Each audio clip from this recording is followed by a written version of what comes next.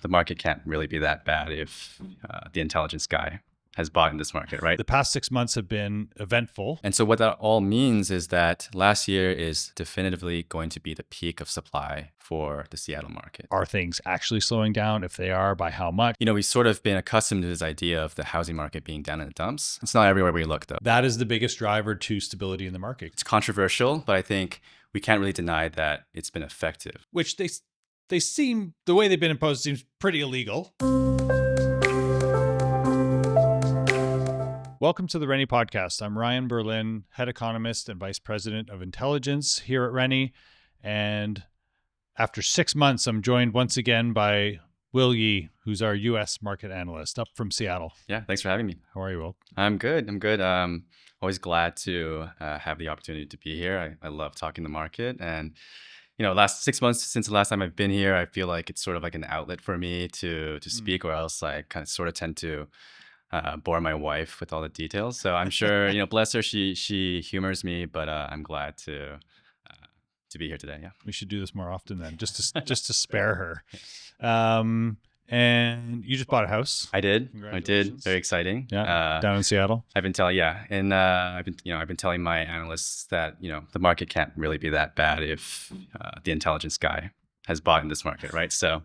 It's not like I've been seeing the market's praises exactly, but yeah, it's been exciting. Cool. So you're here for a reason. We're recording this podcast, and today is all about the Rennie landscape, our Seattle edition. So I think anyone who listens to this podcast or watches us on YouTube has some familiarity with the Rennie landscape. We just recorded an edition of the pod to talk about the Vancouver landscape. So this is a focus on the Seattle market. So for those of our listeners and watchers that don't know what the Rennie landscape is, in a nutshell, what is it? Yeah, so I mean, we put out a lot of content regularly just to keep our readers up to date on the market. The landscape is really like our signature report of the year. It comes out twice a year, and it covers a lot of the sort of external factors that are the content, and really most traditional real estate reports don't cover. So things like the labor market, demographics, inflation, all of these sort of broader macro forces, and how that relates to what's happening on the ground in Seattle and housing markets. It's written in individual sections. It reads great narratively from front to back, but you can also just pick out your favorite sections. For this edition, for the people listening, there's a really fantastic map, I think, in the housing section that just shows areas of relative performance based on submarket in Seattle. And so even if you're listening to this, I would encourage you to check that out just visually. Awesome. And yeah, so the report will be available on our website. You can go to landscape.rennie.com/Seattle and check it out. You can see all the content there. You can jump around and just dive into the stuff that you're interested in, or read it front to back. Super. So let's talk about let's get to the content of this. The past 6 months have been eventful, to say the least. That being said, some of the uncertainty we were feeling at the beginning of the year has eased a little bit. And we've sort of now watched the national conversation in the US evolve from some concerns about an overheating economy to questions about a slowdown.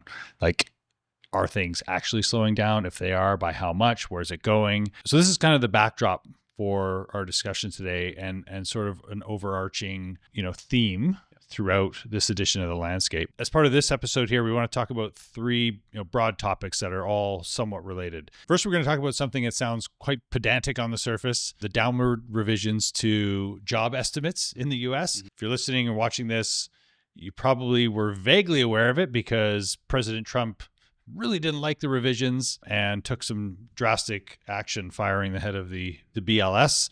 Where that all goes remains to be seen at this point. But there were significant downward revisions to job estimates, and it raises a question of how healthy is the labor market. So we'll talk about that today. We'll also touch on where we see U.S. inflation going through this year and into next year.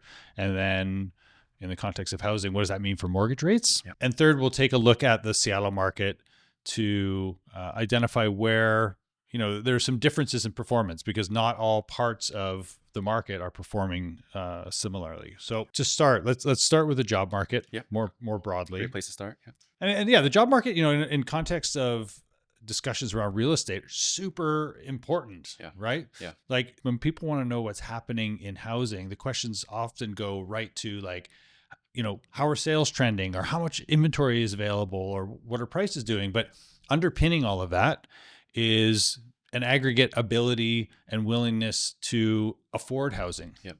Or to pay for housing. Yeah. And so all that comes from the labor market. Are people working? Are they earning money? So on and so forth. So at the start of this year, through last year and into this year, like broadly speaking, the labor market in the US was, if not unstoppable, like just really firing on all Yeah. cylinders. I remember being here in the spring just talking about how great it was doing. Yeah. Totally. Yeah. Yeah.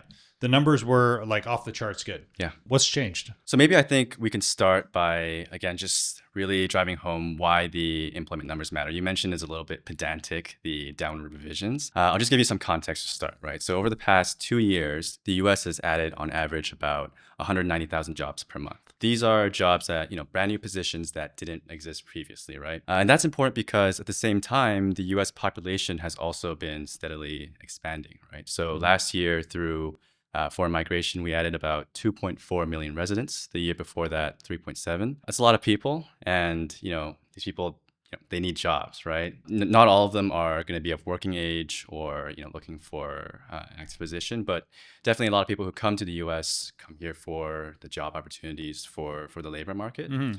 And so you can see that if we're not adding new jobs in proportion to the number of people who are coming to the US, that can create a problem very quickly, right?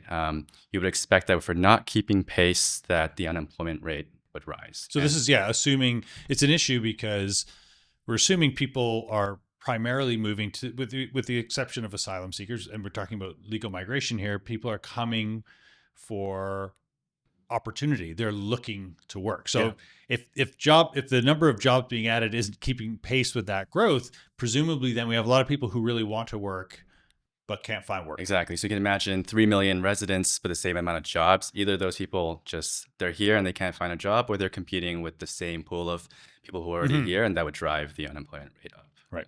Drastically, right? And to your point earlier, unemployment is one of the biggest drivers of real estate, right? When people are out of a job, they slow their spending, but they also have trouble making their mortgage payments, right? And that has all sorts of effects on sales and prices, both locally and nationally. Totally. And I've said it many times before, but I'll always take if I had to choose one over the other, I'll take a situation where the unemployment rate is lower, but interest rates are higher. Yeah.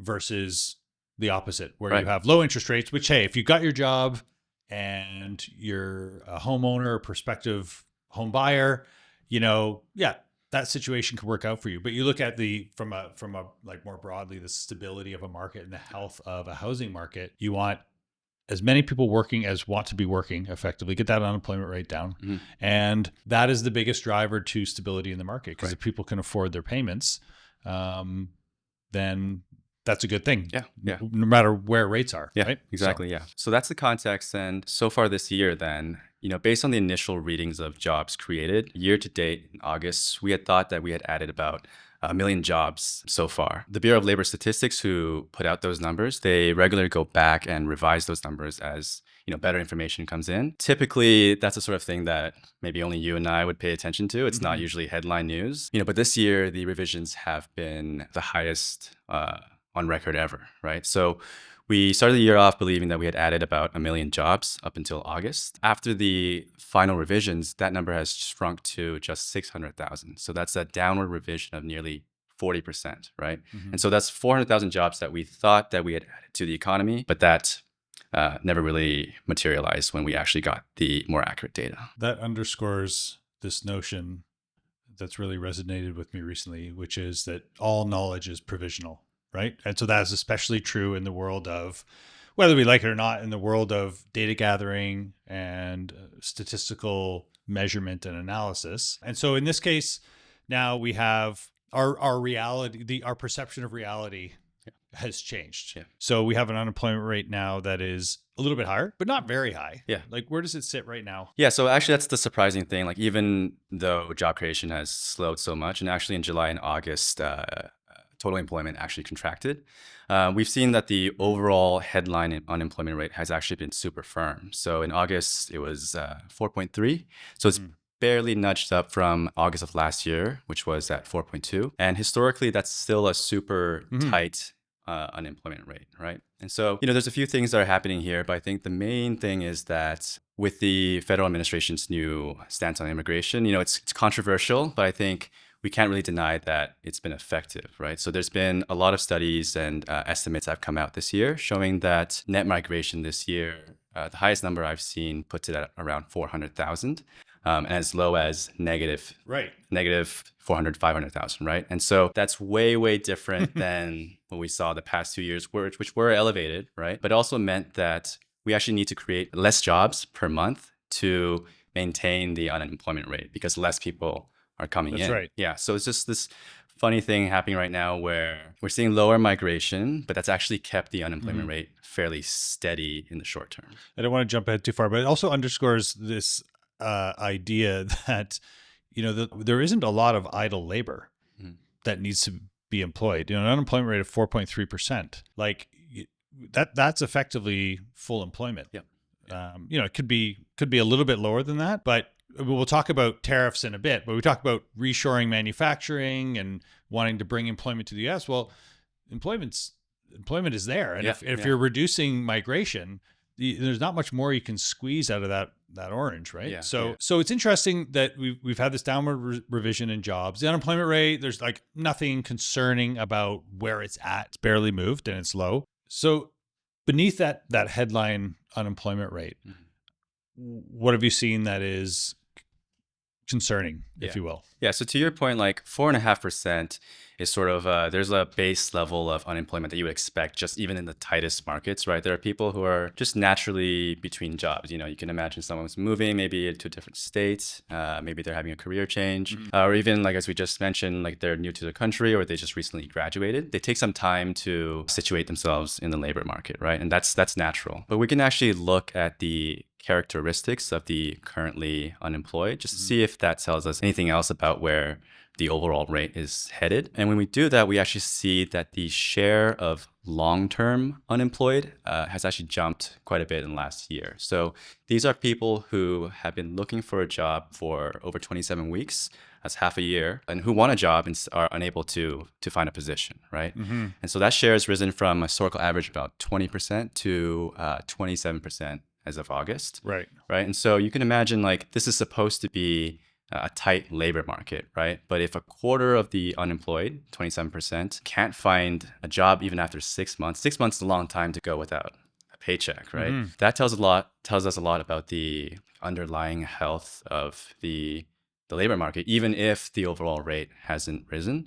And if we see this continue to progress or extend, we would expect that the unemployment rate would start to rise maybe early next year. Right. So in all of this, so the direction of change here, I mean, there's no, the final narrative hasn't been written on the evolution of the labor market at this point. We're going to have to wait until we get into next year, and we'll talk about a few other things that will impact it. But the changes we are seeing, if anything, are in the labor market are at the margin disinflationary. So that's kind of as we see it now, the direction that part of the economy is moving in. And I want to just pivot into a discussion about inflation and interest rates. And I want to start with inflation, and I want to start with tariffs. Yeah. Because, I mean, there's not as much conversation around them. There's not as much havoc being caused by them in an obvious way, because we're not having a slew of new announcements come from this administration, although we know that they have just applied new tariffs to timber and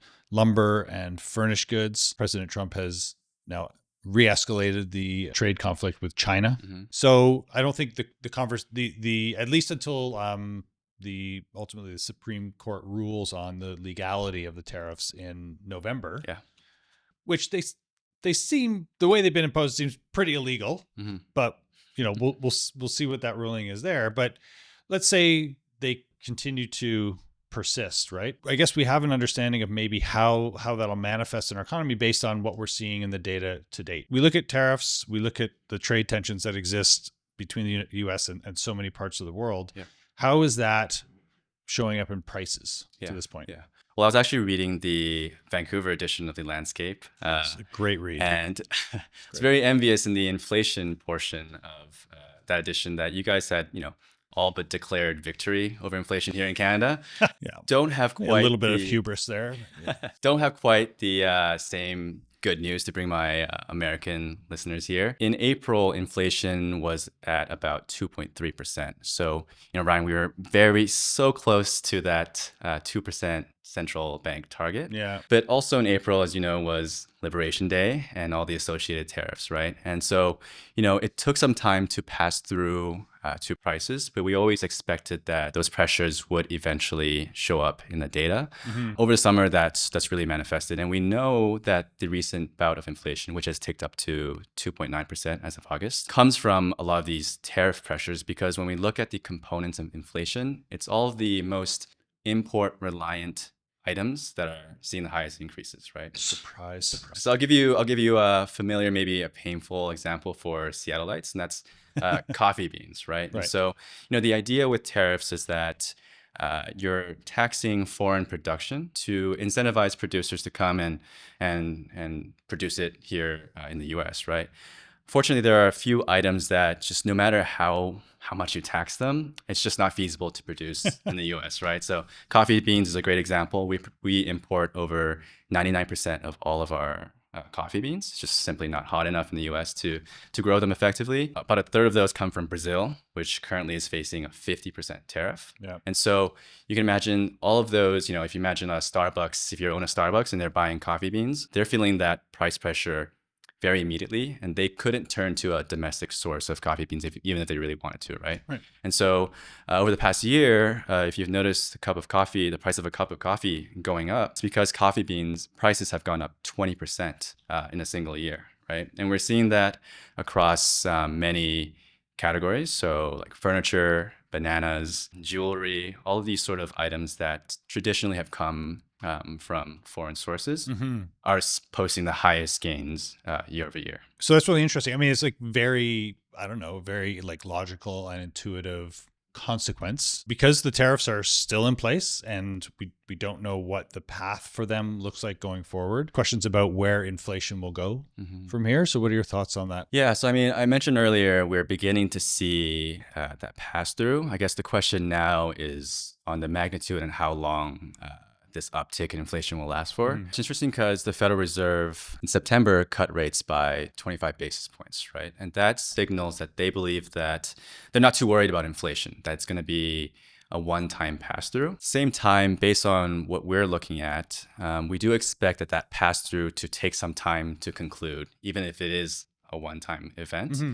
I mean, I think, just not to interrupt, but I mean, you go back to COVID. Yep. And I was one of those people, admittedly, that said inflation was transitory. And it was. It's just that I thought it was going to be in transit for less time. I feel like I haven't heard that word in a while. It's kind of taboo now. Transitory? Yeah. Yeah. I think people shied away from it. But it came and it went and had very real impacts. But that's what we're looking at here potentially is, another situation where inflation is transitory. So there's a bit of a surge for a period of time, then it levels out. Prices are permanently higher, but they're not rising at a continuously higher rate. Right. The other scenario is that, inflation sort of spirals out of control. It's sort of a self-fulfilling prophecy that tends to happen in markets sometimes. The Federal Reserve thinks, or at least seems to be signaling, that they think that the economy is cool enough that won't play out. However, when we look at something called the Producer Price Index, so our viewers would be familiar with the Consumer Price Index, which is the CPI. You can think of the PPI, as the name suggests, as inflation for firms and businesses and manufacturers before those items get produced and arrive at the checkout or on the shelves, right? Historically, when businesses face rising costs for their inputs, they have two choices, right? They can either raise prices on consumers and pass that cost along, or they can not raise prices and take the loss in their margins and make less money. And Ryan, that firms don't like to make less money. No, right? or negative money. Yeah, and so wherever possible, firms will tend to pass along any increases in expenses that they see to the consumer. We really saw that in 2020 during the pandemic. If you remember, there was a lot of supply chain issues. So a lot of firms were paying these exorbitant prices just to get their goods across the Atlantic. Mm-hmm. Same time, everyone was in hiding during the pandemic, and so demand was really low. And so we saw that inflation for producers actually outpaced inflation for consumers, right? It just meant that they weren't fully passing along those costs because they weren't able to. Afterwards, after supply chains normalized and demand returned a little bit, we saw that consumer inflation outpaced producer inflation, right? And so they were sort of making up for that backlog of pressures that they weren't able to release earlier. We're seeing the exact same thing happen now in the second half of 2025. So producer prices are again outpacing consumer prices. What that means is that they're eating some of those costs, not all of them, because we see prices creeping up somewhat. Like you said, coffee, bananas, certain Exactly. sectors, certain products. Exactly. But the fact that that spread is still negative Yeah. just suggests that there's still more to come. And Right. I wouldn't trust the firm's, call it selflessness to avoid passing those along. You and I have chatted about this off camera about producers not passing on these costs to consumers, and to this point, to a huge extent, maybe because they're sort of waiting to see what the tariff structure looks like going forward, and like how much permanence is there to that, or is all of this going to go away? Yeah. Again, I think in November, and I can't remember if it's early or end of the month. We'll find out very soon whether any of this is legal. And whether these tariffs will continue to be in place. Yeah. Pending that ruling, it could be, if they're seen as legal, I wonder if we will see at that point like a surge in consumer price inflation, because at that point now, producers know we can't continue to eat these cost escalations. Yeah. And of course, when we talk about the pass off from producers to consumers of inflation, we're just talking about a delay here. In inflation, but not a permanence of it, right? Like it still very much could be transitory. We're just at the leading edge of it at this point. All of this then, I think about all of this in the context of mortgage rates in the housing market. And like, what does it mean, right? Like we care about inflation for a whole bunch of reasons, but when we talk about housing, we care about inflation because we really care about what it does to interest rates. And as you mentioned, the Federal Reserve lowered the federal funds rate by 25 basis points recently. So that means short-term interest rates like adjustable rate mortgages, lines of credit, those types of things become a little bit cheaper. But it doesn't necessarily say anything about longer-term interest rates. Yeah. The Federal Reserve also does try to influence longer-term interest rates. So ones, for example, that you might have on a fixed-rate mortgage contract. And the way the Federal Reserve impacts those longer-term rates is through programs of quantitative easing or tightening. And that basically means that they're just participating in the purchase and sale of government debt. So with quantitative easing, the Federal Reserve, if they want longer-term interest rates, and for example, mortgage rates to be lower, to sort of help stimulate the economy, they will purchase U.S. treasuries. They'll purchase longer-term government debt. That'll drive the price of that debt up and the yields down. And then that passes through typically to fixed-rate mortgages. On the flip side, they can engage in a process called quantitative tightening, where they either let their debt holdings expire when they mature, or they sell them off. In that case, that tends to, at the margin, push down the price of debt and raises the yield on it. Yeah. So what is the Federal Reserve doing on that front? What's their stance at the moment, or their expected course of action going forward as it relates to quantitative easing or tightening and what that means for mortgage rates? Yeah, so I'll back up a little bit in terms of the last time easing was deployed, right? And so you mentioned, it's usually used in times of like severe financial stress.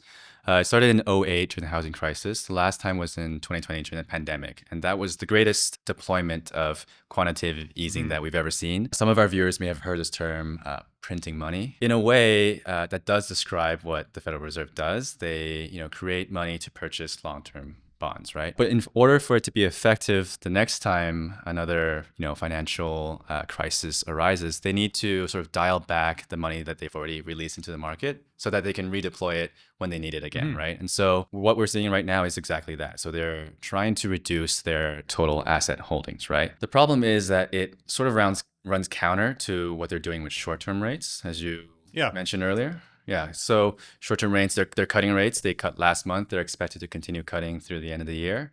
Same time, they're doing quantitative tightening, which is pushing up long-term rates, right? And so you can sort of think of it as pushing the brake and the accelerator at the same time in a car. These things tend to move in opposite directions. So it's just very interesting. It's necessary work to do quantitative tightening, but it is a bit counterproductive to their rate decisions. And all things being equal, to bring it back to mortgage rates, it means that mortgage rates won't fall as much as they otherwise would off the back of those cuts, right? So you mentioned the cuts don't directly impact long-term borrowing rates and therefore mortgage rates, but they do have an effect on them. But because the Federal Reserve is allowing about $95 billion worth of bonds to roll off their balance sheet every month, that's really sort of in the way of those rate cuts. Yeah. So it's sort of a mixed bag in terms of at the macroeconomic and quasi policy level, if you want to talk about the Federal Reserve and its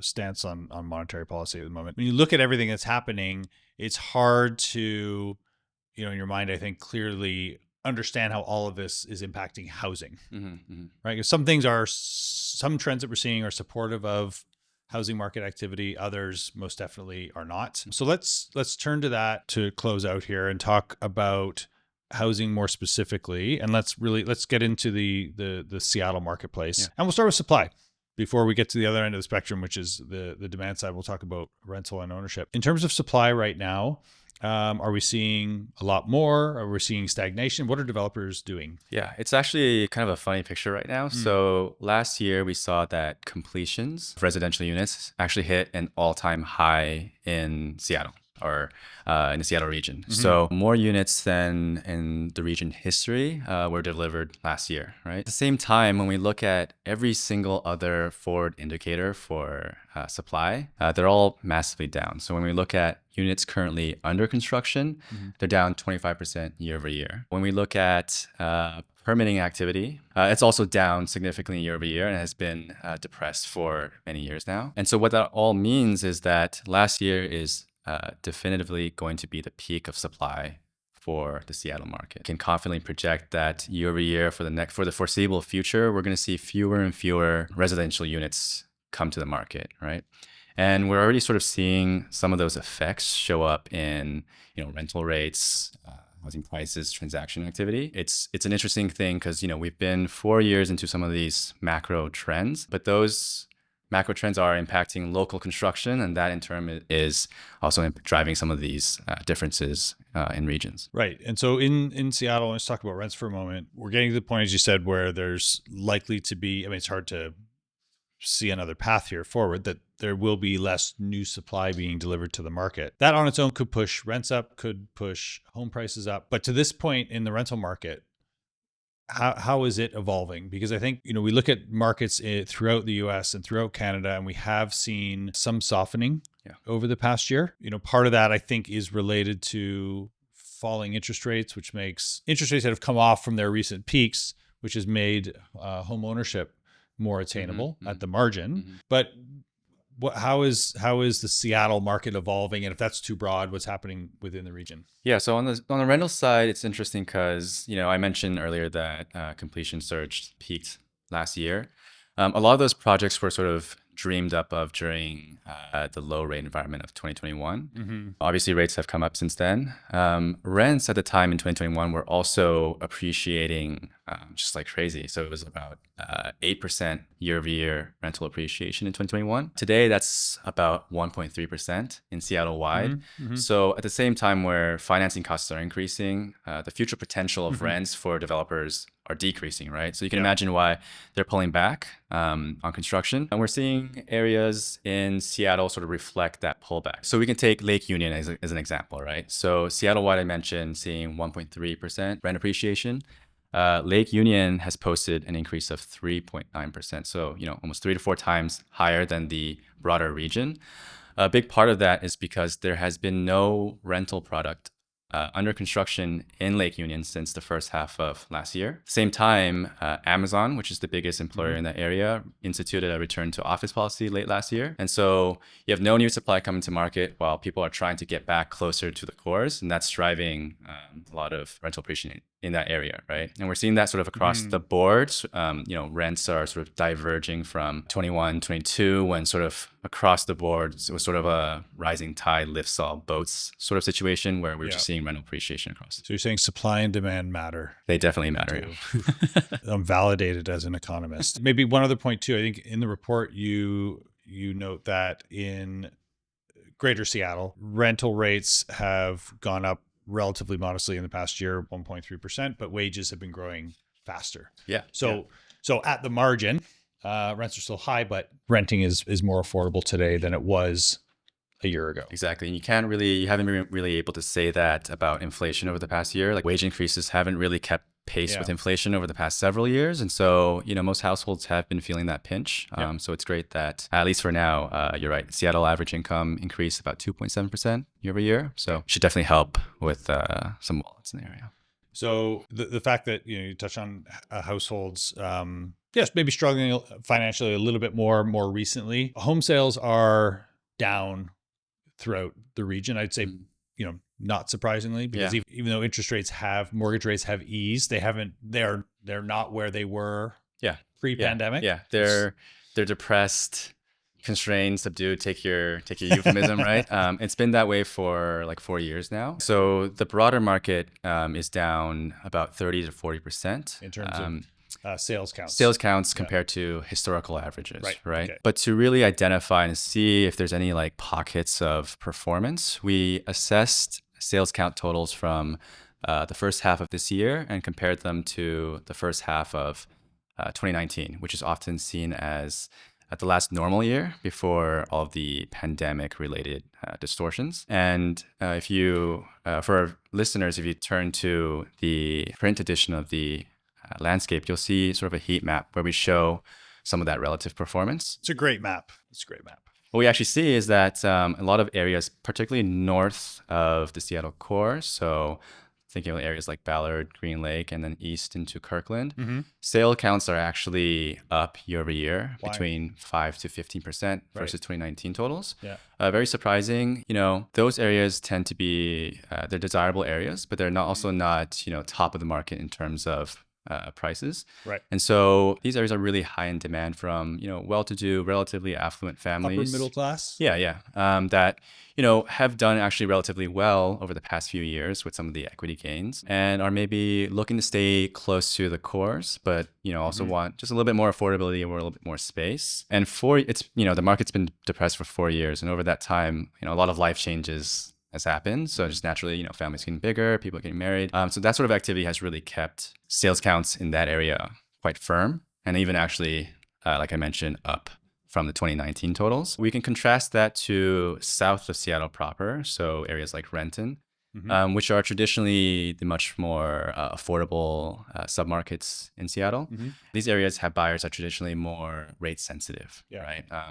They feel the pinch of not only inflation over the past years, but also higher mortgage costs directly translate into like a ceiling of how much one can afford on a mortgage payment.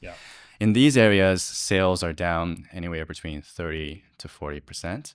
Sort of in line with what we're seeing with the broader market, right? So it's just interesting that, we've sort of been accustomed to this idea of the housing market being down in the dumps. It's not everywhere we look though. So it's important to be detailed when we're looking at this kind of thing. Right. So fair to say there's obviously pockets of performance and relative sluggishness in both rental and ownership at the moment. Just to wrap up here, there's a lot in this report, maybe hard to summarize in a sentence. But what's like broadly speaking, what would you want listeners and watchers to sort of take away? I think if I had to pick sort of one theme or one running thread throughout the report this year is that, we've been many years into some of these. We've been talking about the same macro trends for a long time now. So far, headline numbers haven't raised any alarm bells, right?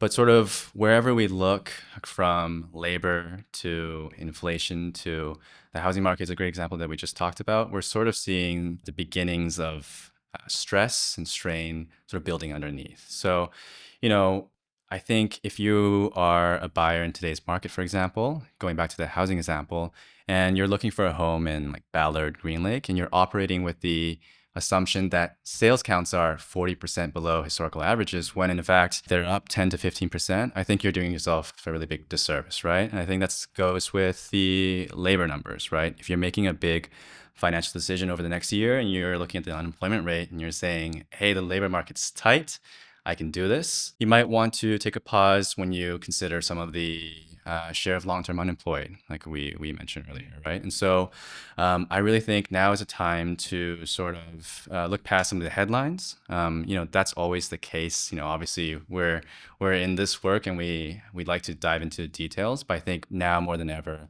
really can provide a lot of value. Right. And for those of you that don't know, Will doesn't just write the rennie landscape.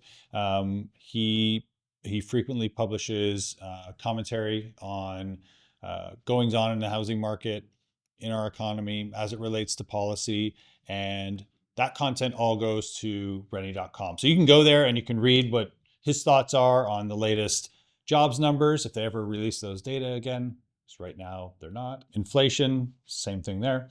Or on the Federal Reserve stance on monetary policy. So all of that's on rennie.com, as is the rennie landscape at landscape.rennie.com/Seattle. Thanks for being here, Will. Yeah, thanks for having me. I'll see you next spring. Hopefully before then. Yeah, we should do this more often. Yeah.